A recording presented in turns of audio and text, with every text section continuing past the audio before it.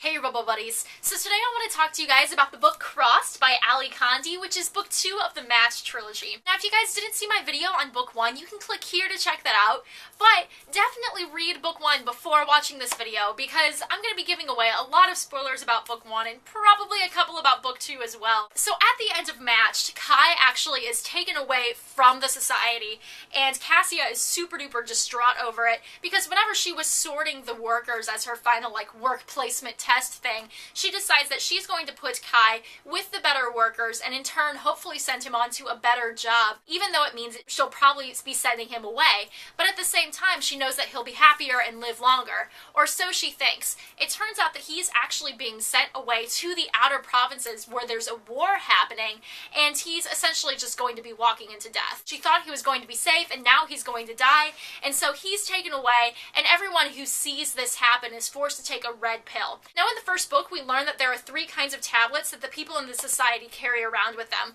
There's a green tablet, which helps them to calm down when they're super anxious. There's a blue tablet, which helps them survive if they don't have any sort of food, but if they have water. And then there's the red tablet, which no one really knows what it does. Everyone thinks it's a death pill, but actually it's a pill to erase the memories from the past 6 hours. So anyone who saw Kai being taken away is forced to take this red pill so they forget what happened, and so they're told another version of the story. And Cassia refuses to take this pill. She pretends that she does, but she doesn't, and so she really truly knows what happens, and she decides that she is going to go search for Kai in the outer provinces, which, I mean, seems like a really stupid idea in my opinion, because the outer provinces is where the war is happening, and so she's just going to be walking into this war zone being like, hey, has anyone seen my boyfriend? So after Kai gets sent away, Cassia's family actually gets sent away to a different province, so she's further away from Kai, and she has to leave Xander and her friends and her old society behind.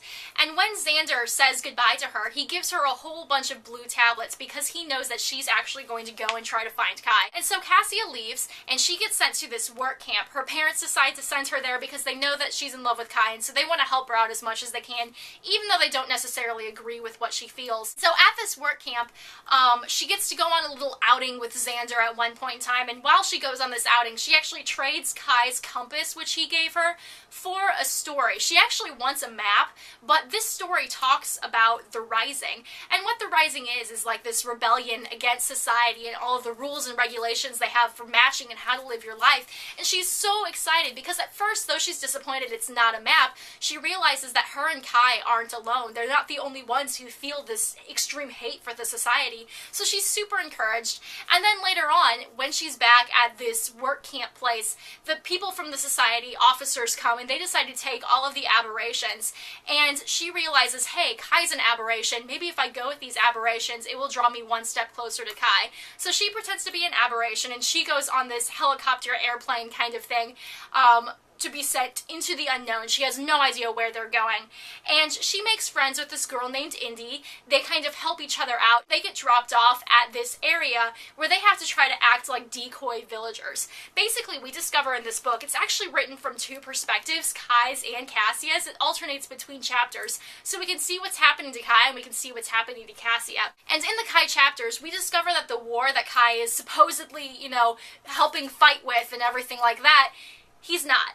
All of the aberrations are actually sent to all of the villages that were destroyed to pretend to be farmers and decoy villagers, because that way the enemies will shoot at them thinking that they're actually, the people that they are trying to harm. He's just a sitting duck waiting to get killed, and Cassia and her friend Indy and a couple of the other girl aberrations get sent to this camp. But a couple of days before Cassia and all the girls arrive, Kai and his friend Vic and this kid named Eli, who reminds Kai of Cassia's brother, escape. It's during a shooting, and they decide to run off towards this area called the Carving. Think of the Grand Canyons. It's kind of like how it is. It's this big expanse of cliffs with caves hidden in them and things like that, and maybe not as big as the Grand Canyon. It's a lot more rocky, a lot less space for the enemy to see you, and that is actually where the anomalies are supposed to live. Remember, the anomalies from the first book are actually people who have been cast out from society or who have left society and who are really deranged. They murder people and they're evil and they're just crazy people that you don't want to get mixed up with. And so Kai and Vic and Eli are running towards the Carving where the anomalies, all of these, crazy murderers live. And when they leave, Cassia and Indy and all of the other aberration girls arrive. They realize there was a shooting, she learns that Kai escaped, and so they decide, along with this other boy who helps them, that they're going to chase after them into the carving as well. So they escape about a day later, and they start running into the carving, and so this book is essentially this one big chase scene alternating between chapters. Cassia is chasing after Kai, and Kai thinks he's chasing after Cassia, when in fact, you know, they're just going further and further apart when they're really close together. And it kind of gets annoying at some points because it's like, Kai, just turn around, she's right behind you.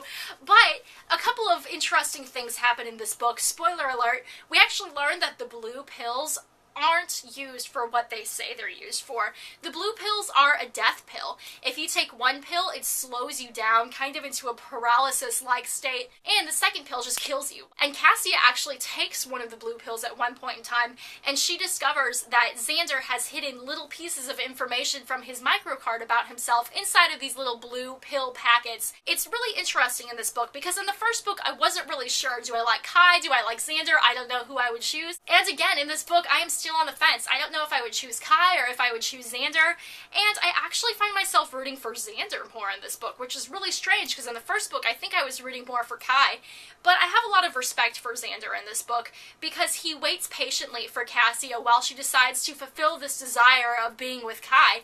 You know, whenever he visits her on the outing, Cassia pleads with him, please let me look at this map, please let me speak to this person about, you know, some sort of information to get to Kai, and Xander is just like, alright, you know, he lets her leave. And here he is, you know, putting information about himself inside of these pill packets, trying to help her any way that he can, despite the fact that she is searching after this other guy. And so I really respect Xander in that way, that he's waiting patiently for her to come back to him, not knowing if she actually will. But at the same time, I still really like Kai because of who he was in the first book. We actually learn a lot more about the Rising and the rebellion in the society, and everyone is trying to make it to this Rising, and Kai doesn't want to have any part of it because his parents were actually a part of the Rising. After his parents died, he just really didn't have a lot of respect for that. He just wanted to escape completely. No society, no Rising, just him and Cassia alone together. And we discover in this book that Xander actually has a secret. Indy finds out about it from a piece of the paper that fell out of the blue tablets that Cassia was about to take. She was about to take a second one, but she didn't. But Indy discovers it, along with Cassia's microcard, and she ends up falling in love with Xander. Kai is petrified of telling Cassia about this secret because he thinks that if Cassia knows about this secret, it will change her view of Xander as well as her view of Kai, and it could actually make her want to be with Xander instead. Even though she's supposed to be with Xander, this book, it's tough because the language isn't as beautiful as the first one. Even though I did dog-ear some pages, which I probably need to not do because it's a library book, but I mean, even though I did mark a couple of pages of words that I just thought were really, really beautiful, the language didn't really stand out to me as much as in the first book, and the plot I found kind of long, I guess. We find out what happened to the anomalies. That's an interesting thing. And we find out a little bit more about the Rising and about Kai's past, but I don't know, it just felt like one really long chase scene or fight scene like you see in the movies. Like I remember the second Matrix movie consisted pretty much solely of gigantically long fight scenes, and even though they looked really cool, eventually we were just like, come on, too many fight scenes, just get with it, get with the plot. And that's kind of what this book feels like. It's a big transition book, but I am super excited to see what happens in book 3 and to see who she chooses because I have no idea who I would choose and I want to see what her decision is. Honestly, I think that Cassie is probably going to end up with Xander. I think that because they've been best friends for so long and because they have so much in common and because of Xander's secret, they actually could work pretty well together. I think Kai may have been in her life to teach her some things about the society and teach her about the beauty of words and standing up for what's right and to teach her about love, but I don't know if he's going to last, and I don't know how I feel about that. What do you guys think? Xander or Kai? Who would you choose for yourself? Who do you think Cassie is going to end up with? And tell me what you think about this book in the comments below. And I think that's it. So thank you guys so much for watching this video, and I will see you all soon. Ciao. Which is book 2 of the Matched trilogy. Say that 10 times fast. Matched trilogy. I feel like I'm over-enunciating it. Matched trilogy. Matched trilogy. Or I'm just throwing it all together. Matched trilogy.